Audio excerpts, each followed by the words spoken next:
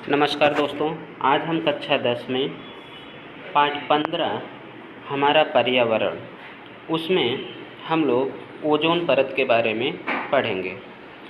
हमारे क्रियाकलाप पर्यावरण को किस प्रकार प्रभावित करते हैं, इसके बारे में हम लोग पढ़ेंगे। दोस्तों, यहाँ पे हम सब पर्यावरण का समेकित भाग हैं।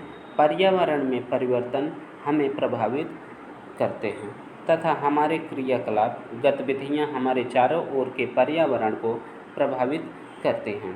हमने हमारे क्रियाकलाप पर्यावरण को किस प्रकार से प्रभावित करते हैं, इस भाग में हम पर्यावरण संबंधी दो समस्याओं के विषय में चर्चा करेंगे। पहला ओजोन परत का तथा अपशिष्ट निपटान, यानी कि किस तरह से जो कचरा होता है, कचरे का निपटान किस तरह से किया जाए।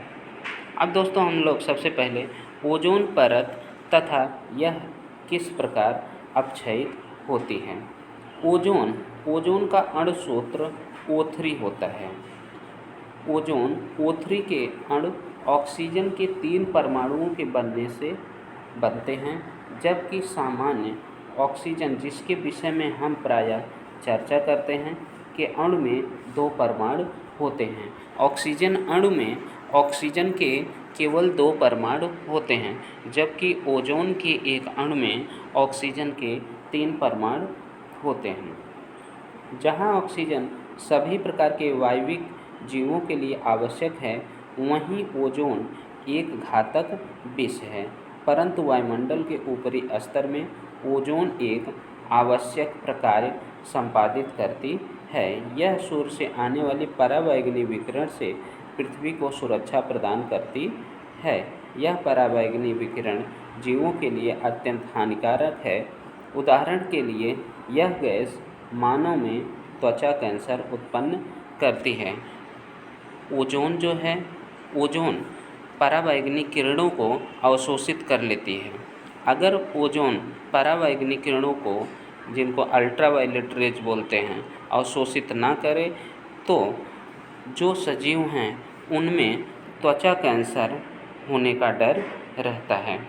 वायुमंडल के दोस्तों, यहाँ पे हम लोग देखेंगे, वायुमंडल के उच्चतर स्तर पर पराबैंगनी विकिरण के प्रभाव से ऑक्सीजन O2 अणुओं में से ओजोन बनती है।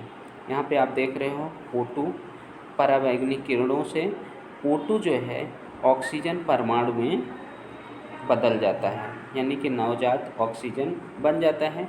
और ये नवजात ऑक्सीजन अणु के साथ जुड़ करके O3 यानी ओजोन बनाता है। उच्च ऊर्जा वाले पराबैंगनी विकिरण ऑक्सीजन अणुओं को विघटित कर स्वतंत्र ऑक्सीजन परमाणु बनाते हैं।